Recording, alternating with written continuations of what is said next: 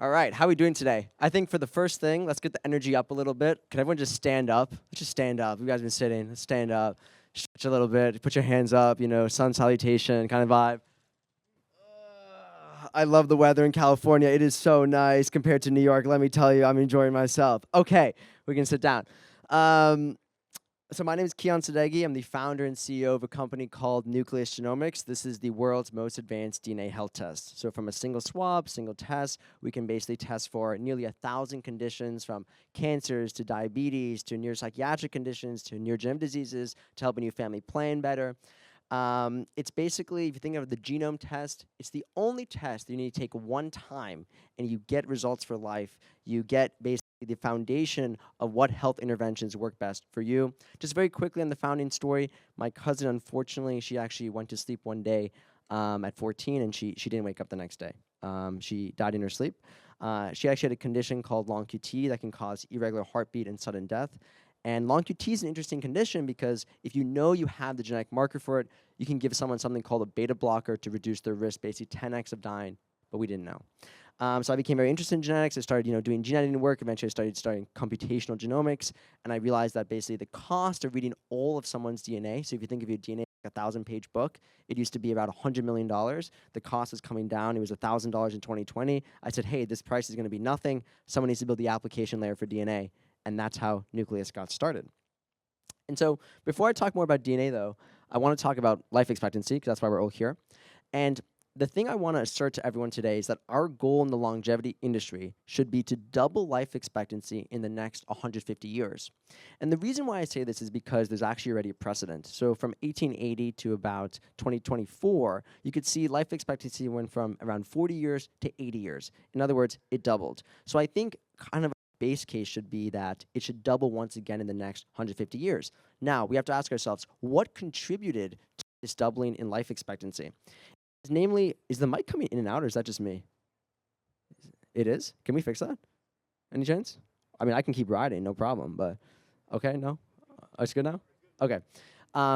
So if you think about what actually caused the doubling life expectancy, it was a mix of different technology, right? Vaccines, sanitization, antibiotics. Different technologies came together that enabled this dramatic increase in life expectancy. So now the question for us at this longevity summit is, what are the new tools and technologies that combine together enabling this doubling in life expectancy? To think about these tools in the context of something called P4 medicine, or it was coined by someone named Dr. Leroy Hood. He's the founder of the Systems Institute of Biology. And basically, he describes a new medical system that's, first off, predictive. That is, you can predict diseases before they happen. Next off, preventative. That's focused on basically delaying the onset or progression of disease. It's personalized. It integrates your blood, your genetics, your full body MRI scans, your wearables, and more. And it's also participatory. In other words, you are sort of the agent of your own health. Instead of having a doctor be the kind of one that chooses what is best for you, your doctor's the partner with you. And so if you actually ask Dr. Leroy Hood, what is the single diagnostic test? What is the single lab test that is predictive, preventative, personalized, and participatory? He would say it's your whole genome. Why? Well, the whole genome basically serves as the foundation for your entire medical care, all health interventions, and lifestyle adjustments for your entire life. And so we have to ask ourselves, why in a clinical context, in a medical context, is the whole genome not ubiquitous? And well, the first thing I'd say is it's not price. I alluded this to earlier when I first started this presentation. And this is one of the most extraordinary things about sequencing. It used to be about $100 million to read all of someone's DNA. In 2006, when 23andMe got started, it was $10 million, way too expensive to bring into the marketplace. But then something started happening. In 2020, it became about $1,000, and now Nucleus provides it for just a couple $100. In other words, price currently isn't the limitation to why everyone isn't getting personalized medicine. Maybe you might be thinking, maybe DNA's all not that important. And well, what I'd say to that is, well, let's take a step back and look at how more likely than not people in this room right now are going to die. Let's assume that there are about 500 people here. I would say, well, about 100 guys are going to die of heart disease.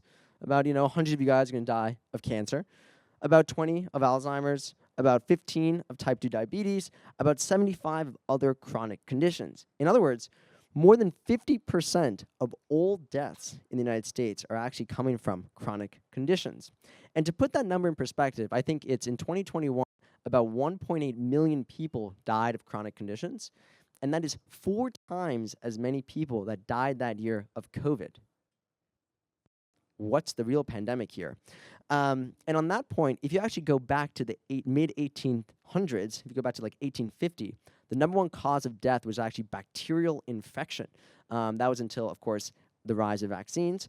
And so basically, this is our conundrum today, where we know we want to increase life expectancy, and we know the number one thing that's stopping us from increasing life expectancy is chronic conditions. And so now you might be wondering, well, what does that have to do with DNA? It turns out, if you look at these chronic conditions, they're all strongly driven by our genetics.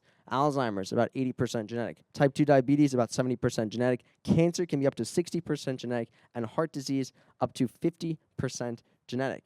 In other words, the number one thing that's killing us today, chronic conditions, are all strongly genetically linked. So now we have a situation where we know the decrease in cost of sequencing is coming down. We know they're highly relevant for chronic conditions. Why, again, is sequencing not ubiquitous? And so maybe the counter argument here is, well, it's not very actionable, right? If I get a genetic result and I'm high risk for a condition, what am I going to do?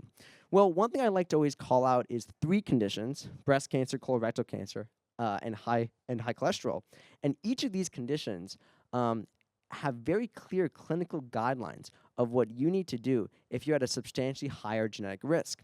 Moreover, it turns out that about 3 million Americans, just for these specific conditions, actually have what's called a pathogenic genetic marker, or a genetic marker that dramatically increases the risk for a condition.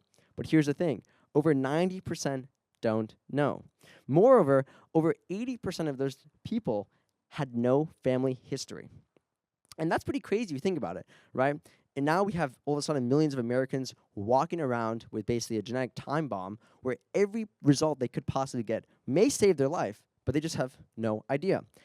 Now you might say, well, just for these conditions? Actually, no. There's over 70 genes where each is linked to a very clear-cut disease, and there's a very clear clinical next steps that a physician would give you to basically completely circumvent your risk of getting the condition. One of the most famous examples of this is actually Angelina Jolie. You guys might know in 2008 she had something called the BRCA variant, or the BRCA variant. BRCA variant basically dramatically increases a woman and a man's actually risk for breast cancer. So she got a double mastectomy to basically bring her breast cancer risk from 90% to 0, effectively. And so why is genetics not integrating into the clinic? Well, it has to do with the fact that doctors tend to, unfortunately, be not very educated. They don't understand, 1, the implications that genetics has on human health, nor 2, do they have on this idea that genetics actually shapes people's disease risk. And on that point, you ask someone today about genetics, they say, oh, genealogy, ancestry. But the reality is that genetics is actually far more interesting in a clinical or disease context. In fact, I think we can actually stop even thinking about genetics in terms of hereditary diseases or diseases you get from mom and dad and start viewing the context of its impact on every condition. Because many conditions, as you guys know, aren't just driven by DNA, right? If you take some of the chronic conditions that I mentioned, like cancers or diabetes or Alzheimer's, you know that it's driven not just by your genetics, but by your blood. It's driven by how old you are. It's driven by your sex. It's driven by your BMI. In other words, we need to start viewing genetics as a critical tool or the underlying context that basically informs the entirety of the rest of your different diagnostics and lab tests, because many diseases are a complex function of both genetic and non-genetic insight. Let me give you an example. If you look at here, so this is a normal distribution. Recently, I went to the doctor, actually, and I ran kind of a standard blood test, okay? And I got my results back, and I had high cholesterol, high LDL specifically. And I looked at my cousin's results because we actually went together, and she also had high LDL. So we had the same single LDL levels. And the doctor basically said to us, you guys are both very high risk for heart disease. And here's the thing, though. Being who I am and obviously being the founder of Nucleus, I asked the doctor, well, what do you mean? What's my actual risk? Like, you can be high risk for something. What does that actually mean? What's my actual overall risk assessment? And he says, well, it's, based off your genetics and based off your age and based off your sex and, based off other variables. And I said, okay, that's interesting because, you know, when I went back to my Nucleus results and actually looked at my genetic risk for heart disease, I was average. And Nucleus actually built a model that combined both your blood and your genetics together. And it turns out I was average. My cousin, though, meanwhile, was dramatically higher risk because it turns out she was in the 99 percentile for her genetic risk for heart disease. In other words, if you had just analyzed the single biomarker without the context of the genome, you'd basically lead to the complete wrong interpretation. You would think, and the doctor fairly thought this, that my cousin and I had the same genetic risk for heart disease, that we have the same risk for heart disease, but because of the differences in our genetics, it was actually dramatically different. And that's why it's so important to actually bring these pieces together. And for me, it's actually very personal because my uncle, my cousin's father, he actually, very sadly, he went to play soccer one Sunday, he was 40, and he dropped dead of a heart attack. And this is actually very poignant because the doctors would tell my uncle the same thing. They would say, "Oh, you have high LDL levels. You know, you should really make sure that you should work out and maybe you should take some diet." But actually, for him, his risk was dramatically higher than a typical person. The doctor should have immediately intervened, given him statins, given him different tests to immediately and more consistently track his heart, and then maybe he would still be alive today. So now we're starting to implement that for my cousin, and that is the power of bringing together the different lab tests and genetics. And so on that point, the DNA is sort of the kind of context for your entirety of your health care. It sits at the foundation of every biomarker. For example, recently we had a patient who they were struggling for many, many years. I think they were struggling for over a decade. They had super high iron levels and actually didn't know why. They did Nucleus. It turns out they had a condition called hereditary hemochromatosis. And hemochromatosis is a condition where you can get monthly blood withdrawals. And basically, that is the cure. You basically no longer have any fatigue or any risk of actually even dying from blood iron overloads because of the identification of the two genetic markers that shape iron. And that actually can be applied to basically every metabolite when you do a blood test. MRI is another great example of this. Some people here, I'm sure, have done full body MRIs, maybe with Ezra or someone else. And with full body MRIs, one of the criticisms from the medical community is they'll say, well, there's a lot of false positives. There's a lot of false positives. You don't know if some sort of a piece of mass is legitimate. You don't know if it's cancerous. Well, actually, through the power of genomics, because you can see your different disease risks across basically every part of your body, what you find is you can far more effectively gauge someone's true risk or whether a lump, for example, is actually cancerous or not. And of course, treatments as well. Everything from different actually what's called pharmacogenomics, how your DNA affects your metabolism of different drugs, to what medical intervention or even surgery might be appropriate for you. And so in this way, the genome serves as the fundamental context combined with your other lab tests, other diagnostic tests, to basically inform the entirety of your care. And the best part about DNA is it doesn't change. So what I mean by that is the DNA you get from mom and dad doesn't change. You do a test one time, and you can get results for life. Thank you, guys.